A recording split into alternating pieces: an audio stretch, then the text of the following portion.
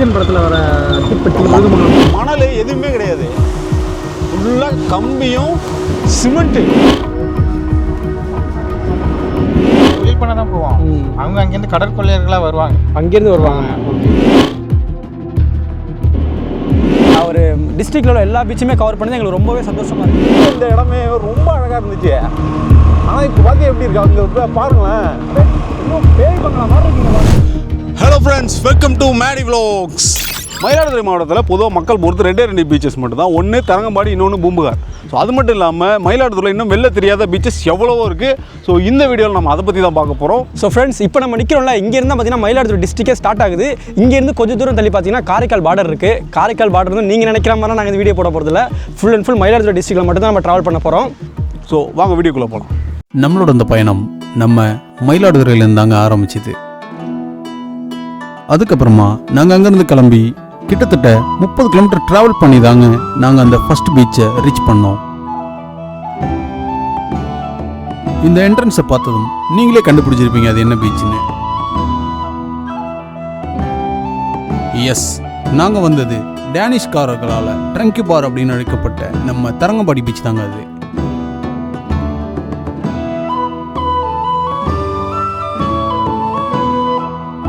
So Tharangambadi பார்த்தீங்கன்னா நம்ம தமிழ்நாட்டில் தான் இருக்குது. பட் ஆனால் இது வந்து ஒரு யூரோப்பியன் கண்ட்ரி ஸ்டைலில் இருக்கிற ஒரு ஊர் இது வந்து. ஏன்னா அந்த ஊருக்குள்ள நீங்கள் வந்தீங்கனாலே ஏதோ ஒரு ஃபாரின் கண்ட்ரிக்கு வந்த மாதிரி உங்களுக்கு இருக்கும். ஏன்னா இங்கே இருக்கிற பில்டிங்ஸு, இங்கே இருக்கிற ஃபோர்ட்டு எல்லாமே அப்படி தான் இருக்கும் டோட்டலாகவே.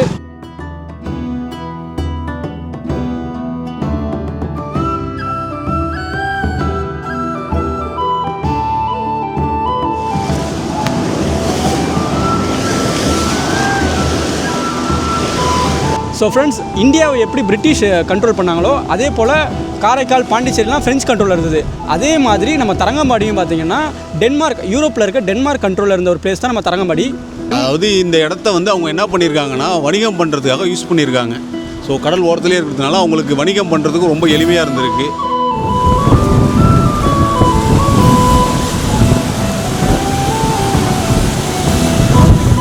நம்ம 300 வருஷம் பழமையான தரங்கம்பாடியோட போர்ட்டில் இருக்கோம். பாருங்கள் எப்படி இருக்குது. அப்படியே பின்னாடி திரும்புங்க, தரங்கம்பாடியோட டேனிஷ் கோட்டை உங்களுக்கு தெரியும்.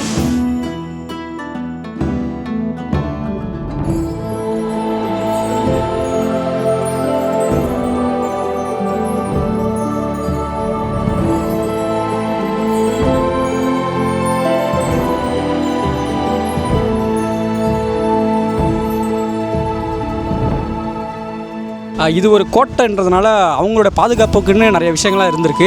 அதில் பார்த்திங்கன்னா ஒரு 300 வருஷம் பழமையான ஒரு பீரங்கி இங்கே இருந்திருக்கு. இங்கே ஒரு பீரங்கியில் இது மாதிரி ஒரு 2-3 இடத்துல ஒரு பீரங்கி இருக்குது. ஏன்னா எதிரிகள் வந்தாங்கன்னா அவங்களை தற்காத்து கொள்ளணும்ல, அதுக்காக இங்கே பீரங்கி இருக்குது. கிட்டத்தட்ட இந்த பீரங்கியோட வயசு 300 வருஷம். உள்ளே வந்து போக முடியல ஃப்ரெண்ட்ஸ், ஏன்னா வேலை நடந்துட்டு அதனால் உள்ளே போக முடியல. ஆனால் உள்ளே வந்து என்னென்ன இருக்குன்னு பார்த்தீங்கன்னா ஒரு திமிங்கலத்தோட எலும்பு கூட, அப்புறம் அந்த காலத்தில் யூஸ் பண்ண நாணயங்கள், கத்தி, வாள், செம்பு பட்டயம், அப்புறம் மேப்பு, அது மாதிரி நிறைய விஷயம் உள்ளே இருக்கும். ஆனால் அதை வந்து இந்த வீடியோவில் எங்களால் காட்ட முடியல, ஏன்னா எங்களாலே உள்ளே போக முடியல. அதாவது இங்கெல்லாம் பீரங்கி இருந்திருக்கு. இந்த இடம்லாம் பார்த்தீங்களா, இந்த ஸ்பேஸ்லாம் பீரங்கி இருந்திருக்கு. சுற்றி காவலாளிகள் நின்றுருக்கலாம். இந்த இடமே பார்த்திங்கன்னா ரொம்ப பயங்கரமாக இருந்திருக்கு. ஒரு 300 இயர்ஸுக்கு முன்னாடி ரொம்ப பயங்கரமாக இருந்திருக்கும். பட் இப்போது 21st சென்ச்சுரியில் இது நமக்கு டூரிஸ்ட் பிளேஸ். அப்புறம் இன்னொரு சூப்பரான ஒரு விஷயம் காட்டுறவங்க, அதாவது இங்கே பாருங்களேன். இந்த அமைப்பு எதுக்கு அப்படின்னா, அதாவது நம்ம இங்கேருந்து பார்த்தா நம்ம வெளியில் பார்க்க முடியும். ஆனால் வெளியிலேருந்து பார்த்தீங்கன்னா நமக்கு ஒரு சின்ன கேப் தான் தெரியும், அது வழியாக நம்மளால் உள்ளே பார்க்க முடியாது. ஸோ இதை வந்து என்ன பண்ணியிருக்காங்கன்னா ஒரு பாதுகாப்புக்காக, ஒரு செக்யூரிட்டி பர்பஸுக்காக அந்த காலத்தில் யூஸ் பண்ணியிருக்காங்க. அதை நம்ம இங்கேருந்து பார்த்தீங்கன்னா வெளியில் பார்க்கலாம், ஆனால் அங்கேருந்து பார்த்தீங்கன்னா தெரியாது.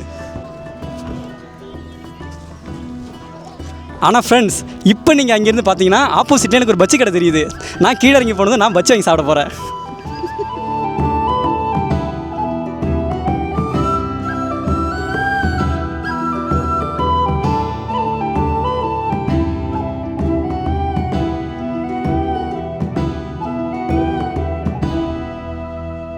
ஃப்ரெண்ட்ஸ், இப்போ நாங்கள் வந்து தரங்கம்பாடியிலேருந்து கிளம்பிட்டோம். இப்போ நம்ம அடுத்ததாக இன்னொரு பீச்சுக்கு போக போகிறோம். அது என்னென்னு பார்த்தீங்கன்னா, அது ஒரு ஃபேமஸான பீச்லாம் கிடையாது. ஏன்னா இதுக்கப்புறம் நம்ம மோஸ்ட்லி எல்லாருக்கும் தெரிஞ்சது வந்து பூம்புகார் தான் தெரியும். ஆனால் இப்போ நாம போக போகிறது வந்து இன்டீரியரில் இருக்கக்கூடிய ஒரு பீச்சு. நம்ம வந்து இப்போ மோஸ்ட்லி அந்த கடலை ஒட்டி இருக்க அந்த ரோட்லேயே தான் ட்ராவல் பண்ணுறோம். இது எல்லாமே பார்த்தீங்கன்னா சிட்டிசன் படத்தில் வந்து அந்த சொல்லியிருப்பாங்க. அது என்னென்ன ஊராது என்னென்ன ஒரு சொல்லியிருக்காங்க பார்த்தீங்கன்னா மாணிக்கப்பங்கு, புதுப்பேட்டை, பெருமாள்பேட்டை, ஒழுகமங்கலம், ஆக்கூர், திருக்கடையூர், மாணிக்கப்பங்கு, ஒழுகமங்கலம், அனந்தமங்கலம். மறுபடியும் கடலோர பகுதியாக வந்தா வடுகப்பட்டி, ஆண்டிப்பட்டி, அரசப்பட்டி, அத்திப்பட்டி. ஸோ அந்த ரூட் வழியாக நம்ம போயிட்டுருக்கோம். இதெல்லாம் பார்த்தீங்கன்னா அந்த சிட்டிசன் படத்தில் வந்து தேடிட்டு இருப்பாங்க. ஸோ அந்த வழியாக தான் இப்போ நம்ம போயிட்டுருக்கோம். ஸோ போயிட்டு இப்போ அடுத்ததாக இருக்கக்கூடிய ஒரு பீச்சை போய் பார்க்கலாம்.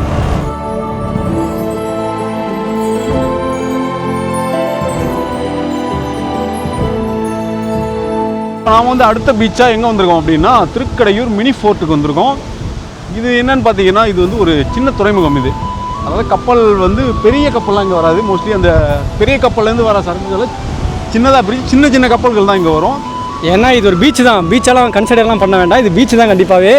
இது எப்படி இந்த இடத்துக்கு வரணும்னா, இப்போ நாங்கள் மாணிக்கப்பங்கு வழியாக வந்தோம்ல, தரங்கம்பாடியிலேருந்து அந்த வழியாகவும் நீங்கள் வரலாம். இல்லைன்னா இங்கே திருக்கடையூர்லேருந்து நீங்கள் ஒரு 5 கிலோமீட்டர் நீங்கள் பீச் சைடு வந்தீங்கன்னா இந்த ஃபோர்ட்டுக்கு நீங்கள் வந்துடலாம். இது ரொம்ப ரொம்ப அமைதியாகவும் இருக்கும்.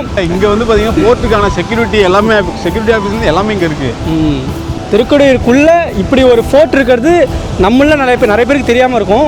ஒருவேளை உங்களை யாருக்கு இந்த இடத்துல ஒரு ஃபோர்ட் இருக்கிறது தெரியும்னா கண்டிப்பாக கீழே கமெண்ட்ஸை சொல்லுங்கள். ஸோ ஃப்ரெண்ட்ஸ், நீங்கள் இங்கே பார்த்துருப்பீங்க. அதுவும் என்னென்னா ஒரு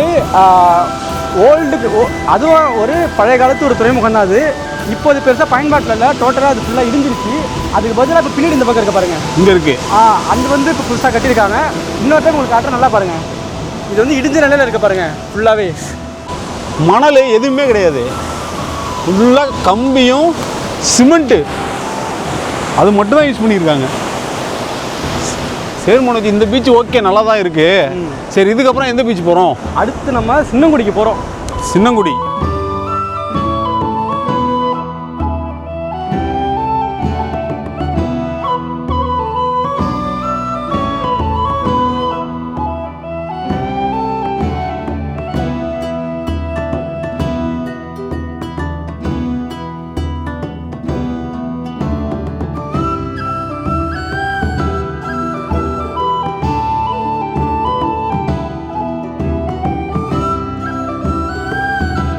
ஃப்ரெண்ட்ஸ், இப்போ நாம் இருக்கிற இடத்துக்கு பேர் வந்து சின்னங்குடி பீச் அப்படின்னு சொல்லுவாங்க. ஸோ இது வந்து என்ன அப்படின்னு பார்த்தீங்கன்னா, இது வந்து ஒரு பீச் மட்டும் இல்லாமல் மீன்பிடி தொழிலை வந்து மையமாக கொண்ட ஒரு பெரிய ஒரு கிராமம் இது. ஸோ இங்கே இருக்கிறவங்களுக்கு எல்லாமே முதன்மை தொழில் என்னென்னு பார்த்தீங்கன்னா மீன் பிடிக்கிறது மட்டும்தான். ஆனால் நீங்கள் பார்த்துருப்பீங்க, எல்லா போட்டுமே கரையில் தான் நிற்கும். ஏன்னா இந்த 2 மாதம் பார்த்தீங்கன்னா மீன் பிடிக்கிறதுக்கு தடைக்காலம் போட்டிருக்காங்க. ஒவ்வொரு வருஷமும் 2 மாதம் பார்த்தீங்கன்னா அதில் மீன் பிடிக்க தடைக்காலம் போடுவாங்க. அந்த டைமில் தான் இப்போ நாங்கள் இங்கே வந்திருக்கோம். அதனால் எல்லா போட்டுமே கரையில் தான் இருக்குது, யாரும் இப்போ கடலுக்கு போகலை. ஆனால் இப்போ நீங்கள் நார்மலாக ஃபேமிலியோட இங்கே வரணும்னு நினச்சிங்கன்னா ஒரு சேஃப் அண்ட் செக்யூராக இந்த இடத்துக்கு நீங்கள் வந்துட்டு போகலாம். ஏன்னா ஒரு ஊருக்குள்ளே ஒரு அமைதியாக இருக்கும். ஒரு ஊருக்குள்ளே ஒரு கிராமத்துக்குள்ளே வந்து பார்த்தீங்கன்னா ஒரு அமைதியான ஒரு பீச் அப்படின்னு சொல்லலாம். சொல்லுங்கண்ணா இந்த ஊரை பற்றி. வணக்கம். இது சின்னங்குடி. நீண்ட நாளாக இங்கே வந்து ஆர்பார் இல்லாமல் ரொம்ப இதாக இருந்தது. இப்போ பீச்சு வரப்போகுது. தொழில் ஸ்ட்ரைக்கு, மீன்பிடி தடைக்காலம், அதனால வந்து ஃபிஷிங் போட்டு அதிகம் போகாதவங்க இப்போ எல்லாம் சின்ன மாருதி போட்டில் எல்லாம் தொழில் பார்த்துட்டு இருக்கிறோம். பாலம் ரெடி ஆகிட்டு இருக்கு, பீச் ரெடி ஆகுது, கொஞ்ச நாளில் ரெடி ஆகிடும்னு சொல்லிக்கிறாங்க. சரி, நான் உங்களை சந்திச்சதில் ரொம்ப சந்தோஷம். ஃப்ரெண்ட்ஸ், எல்லாருமே சின்னங்குடி பீச்சை நல்லாவே பார்த்துருப்பீங்கன்னு நினைக்கிறேன். ஸோ இப்போ நம்ம அடுத்ததாக போகிற இடம் வந்து வானகிரி பீச். வாங்க போகலாம். மணி வந்து கரெக்டாக இப்போ 2:30 ஆகுது, 3 ஆக போகுது. இன்னைக்குள்ளே நம்ம மயிலாடுதுறையில் இருக்கிற எல்லா பீச்சுமே கவர் பண்ணணும் அப்படின்னு தான் நினச்சோம். பட் மணி வந்து 2:30, 3 ஆக போகுது. இந்த 3 மணி நேரம் தான் லைட் இருக்கும். ஸோ அதுக்குள்ளே நம்மளால் கரெக்டாக தரங்கம்பாடியில் ஆரம்பித்து கொடியம்பாளையத்தில் போய் முடியணும்.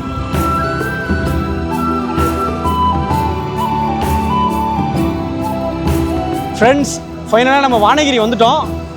இந்த வானகிரி பார்த்தீங்கன்னா வானகிரிக்கும் இங்கேருந்து ரொம்ப பக்கத்தில் பார்த்தீங்கன்னா பூம்புகார் இருக்குது. இங்கேருந்து பார்த்தாலே தெரியுது. ஆமாம், இங்கேருந்து பார்த்தாலே தெரியும். பூம்புகார் லைட் ஹவுஸ்லாம் ப்ராப்பராக தெரியும். பூம்புகாருக்கும் வானகிரிக்கும் ரொம்ப பெரிய வித்தியாசம் இல்லைங்க. இடையில ஓடுறது வந்து ஒரே ஒரு ஆறு மட்டும்தான். அதுவும் சாதாரண கிடையாது, காவேரி ஆறு. ஸோ காவேரி ஆறு உங்கள் எல்லாருக்குமே தெரிஞ்சிருக்கும். அந்த 2 ஆற்றுக்கும் நடுவில் இருக்கிற ஒரு ஊர் தான் பார்த்தீங்கன்னா இந்த பக்கம் வானகிரி, ஆற்றுக்கு அந்த பக்கம் பார்த்தீங்கன்னா பூம்புகார். பார்த்தீங்கன்னா பின்னாடி வந்து கடலுக்கு போகிறதுக்காக போட்டை இழுத்துக்கிட்டு இருக்காங்க.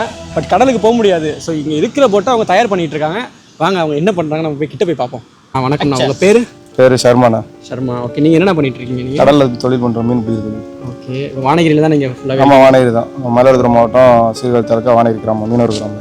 அந்த மறியல் டைமில் என்னென்ன பண்ணுவீங்க நீங்கள்? சிறு தொழில் பார்க்குறோம்ல, பெரிய லான்ச்சு உள்ளே போகாது. இந்த மாதிரி சிறு படகு எடுத்துகிட்டு போய் உள்ள தொழில் பண்ணிட்டு வருவோம். சும்மா இப்போ நம்ம ஊரில் மட்டுமே கிட்டத்தட்ட எத்தனை போட்னா இருக்கும்? லான்ச் ஒரு பெரிய லான்ச் ஒரு இசைப்படகு ஒரு 60-70 போட் இருக்குது. சரியான தொழில் வளர்ச்சிக்கான துறைமுகம் இல்லாதனால எல்லாம் ஜேதாப்பட்டினம், கோட்டைப்பட்டினம் மாவட்டத்தில் ஜேதாப்பட்டினம் இருக்குது. அது இல்லாமல் ஒரு தரங்கம்படியில் ஒரு 10 போட்டு இந்த துறைமுகத்தை கொஞ்சம் கிளியர் பண்ணி கொடுச்சுன்னா இந்த அரசு எல்லாம் ட்ரெஸ்ஸிங் பண்ணி ஏற்கனவே பண்ணிட்டு இருந்தாங்க.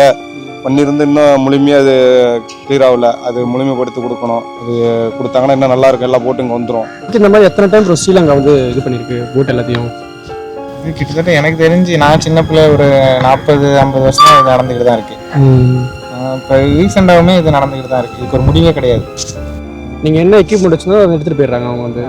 கடற்கொள்ளையர்னு சொல்கிறவங்க வந்துட்டு அவங்க வந்து நம்ம ஏதாவது தொழிலுக்கு போகிறோன்னா அவங்க வந்து ஒரு 2 பேர் 3 பேர் அந்த மாதிரி வருவாங்க. வந்து நம்மளோட கத்தி வச்சு மிரட்டுறது, இல்லை கத்தி வச்சு வெட்டுறது அந்த மாதிரி பண்ணிவிட்டு நம்மள்ட்ட என்னென்ன பொருள் இருக்கோ அதை அவங்க வந்து எடுத்துகிட்டு போயிடுவாங்க. இல்லை அங்கே தொழில் பண்ண தான் போவோம். அவங்க அங்கேருந்து கடற்கொள்ளையர்களாக வருவாங்க. அங்கேருந்து வருவாங்க. Okay okay. அங்கே நேவி இல்லாமல் இந்த ஒரு பிரச்சனை இருக்குது. நேவி மட்டும் தான் நமக்கு வெளியில் தெரியுமே. ஸ்ரீலங்கா நேவி வந்து இந்திய படகு கைது பண்ணுறாங்க, அடிக்கிறாங்க, மீன்லாம் பிடிங்கிட்டு போகிறாங்க அப்படிங்கிறது நியூஸ் வரும்.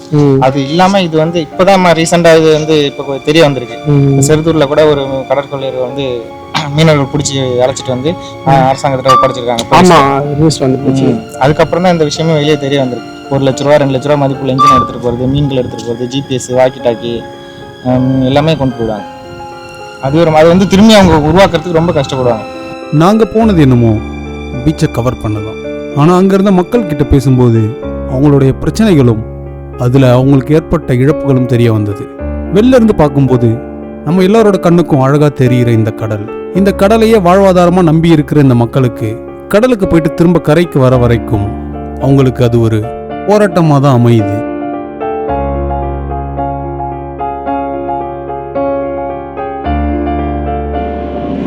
மயிலாடுதுறை மாவட்டத்தில் வந்து பீச் அப்படின்னாலே தவிர்க்க முடியாத ஒரு ஊர் அப்படின்னா என்னன்னா பூம்புகார். ஸோ இப்போ நம்ம அங்கே தான் இருக்கோம். இதை பற்றி சொல்லணுன்னா நிறைய சொல்லலாம். ஏன்னா இதுக்கு அவ்வளோ ஒரு வரலாற்று புகழ் உண்டு. இதை பற்றி சொல்லிக்கிட்டே போகலாம். மயிலாடுதுறையில் இருக்கிற எங்களுக்கும் பார்த்தீங்கன்னா பீச்சுன்னா உடனே ஞாபகம் வருது பூம்புகார் மட்டும்தான்.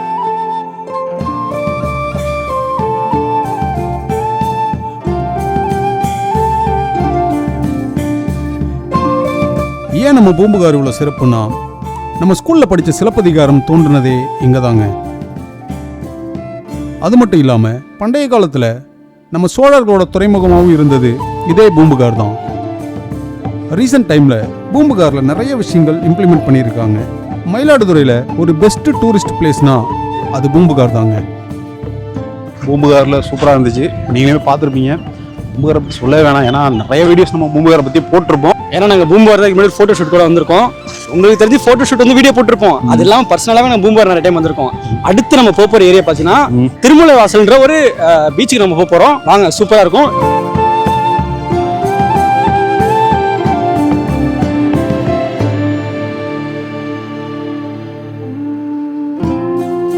மனோஜ் ஏதோ காட்டுக்குள்ளே போகிற மாதிரி இருக்கு. இல்லை, இது வந்து காட்டுக்குள்ளே நம்ம போகல. வந்து திருமலை வாசல் பீச்சில் ஹார்பருக்கு வந்துட்டோம். இந்த ஹார்பருக்குள்ள தான் ஒரு நல்ல ஒரு வியூ பாயிண்ட் ஒன்று இருக்குது. சூப்பராக இது வந்துருக்கும். அந்த வியூ பாயிண்ட் இப்போ காட்ட தான் நான் அவங்க எல்லாரையும் கூட்டிகிட்டு போயிட்டு இருக்கேன். நீ கூட்டிகிட்டு போயிட்டு இருக்க? நான் கூட்டிகிட்டு போயிட்டு இருக்கேன். சரி, ஓகே. இல்லை, இப்போ நான் கூட்டிகிட்டு போனால் உங்களுக்கு தெரியுமா முதல்ல?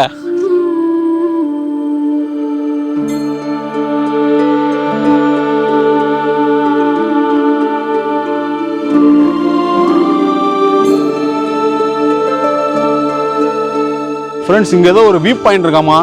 இதை பற்றி மனோஜ் வந்து ஒரு 4 வார்த்தை சொல்லணும் அப்படின்னு ஆசைப்பட்றான். 4 வார்த்தை இந்த உலகத்துக்கு நான் சொல்லணும்னு நினைக்கிறேன். இந்த வியூ பாயிண்ட் வந்து எப்படின்னா ரொம்ப சூப்பராக இருக்கும். ஏன் சூப்பராக சொல்கிறேன்னா, ஆறும் கடலும் ஒன்று சேர்ற இடத்துல அந்த வியூ பாயிண்ட் வந்து இருக்கும். ரொம்ப அழகாக இருக்கும். அது சன்ரைஸ் டைம்லையோ இல்லை சன்செட் டைம்லையோ நீங்கள் வந்தீங்கன்னா சூப்பராக இருக்கும். அது இல்லாமல் அந்த ஆறும் கடலும் ஒன்று சேர்ற இடத்த ஒட்டி ஹார்பரும் இருக்கும். ஃபுல்லாக எல்லா கப்பலுமே அந்த இடத்துல பார்த்தீங்கன்னா வச்சுருப்பாங்க. ரொம்பவே நல்லாயிருக்கும். அது நாங்கள் இப்போ ட்ரோன் ஷாட் காட்டுவோம். கண்டிப்பாக நல்லாயிருக்கும். நீங்கள் கண்டிப்பாக நல்லா இருக்குன்னு கீழே கமெண்ட் ஆச்சு பண்ணியிருக்கேன்.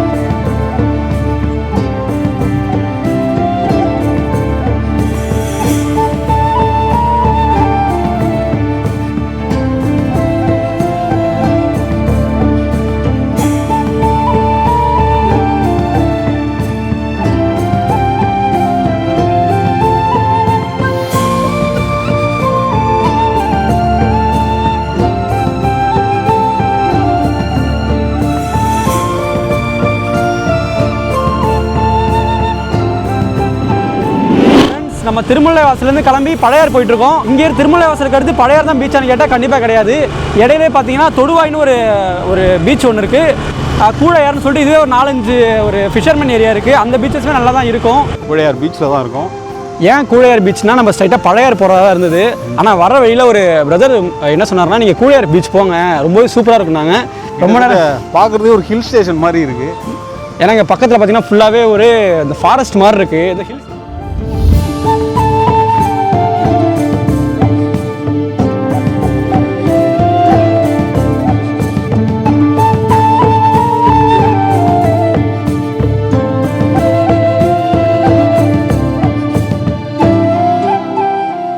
கூழையாருக்குள்ளே நாங்கள் வராமல் இருந்தால் கண்டிப்பாக இந்த ஒரு அழகான விஷயத்தை நாங்கள் ரொம்ப மிஸ் பண்ணியிருப்போம். ஆமாம், ஏன்னு இந்த வீடியோ பார்த்தா உங்கள் எல்லாருக்குமே கண்டிப்பாக தெரிஞ்சிருக்கும். ஸோ நம்ம நெக்ஸ்ட்டு வாங்க பழையாருக்குள்ளே போகலாம். ஏன்னா சுத்தமாக டைமே இல்லை. ஸோ வாங்க போகலாம். சூரியனை மறைஞ்சிருச்சு.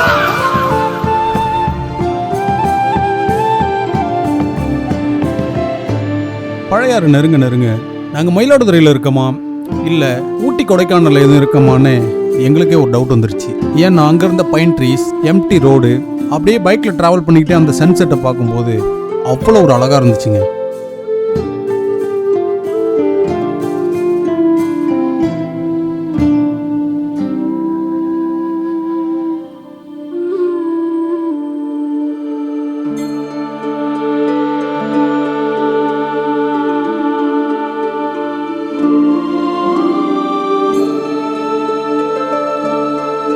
ஃப்ரெண்ட்ஸ், ஃபைனலாக இப்போ நாங்கள் பழையாருக்கு வந்துட்டோம். இதுதான் நம்மளோட கடைசி டெஸ்டினேஷன். ரொம்பவே சந்தோஷமாக இருக்குது ஃப்ரெண்ட்ஸ். ஏன்னா தரங்கம்பாடியில் ஆரம்பித்தோம். மார்னிங் ஆரம்பித்தது கிட்டத்தட்ட நிறையா கிராமங்கள் ஃபிஷர்மேன் ஏரியாவை கவர் பண்ணிவிட்டு நீங்களே பார்த்துருப்பீங்க. பழையாறு வரைக்கும் வந்துட்டோம். மயிலாடுதுறை டிஸ்ட்ரிக்டில் உள்ள எல்லா பீச்சுமே கவர் பண்ணிட்டோம். ஸோ இதான் நம்மளுடைய லாஸ்ட் பீச்சான்னு கேட்டால் இல்லை, இன்னொரு பீச் இருக்குது. பட் நம்ம வந்து ஆல்ரெடி அதை பற்றி ஒரு ஃபுல் வீடியோ பண்ணியிருக்கோம். ஸோ அதை வந்து நான் மேலே இந்த ஐ பட்டனில் கொடுக்குறேன், கிளிக் பண்ணி பாருங்கள். ஸோ அந்த ஊர் பேர் பார்த்தீங்கன்னா கொடியம்பாளையம். அதை பற்றின கார்ட்ஸ் கொடுப்பாங்க, கண்டிப்பாக நீங்கள் அதை பார்த்துருங்க.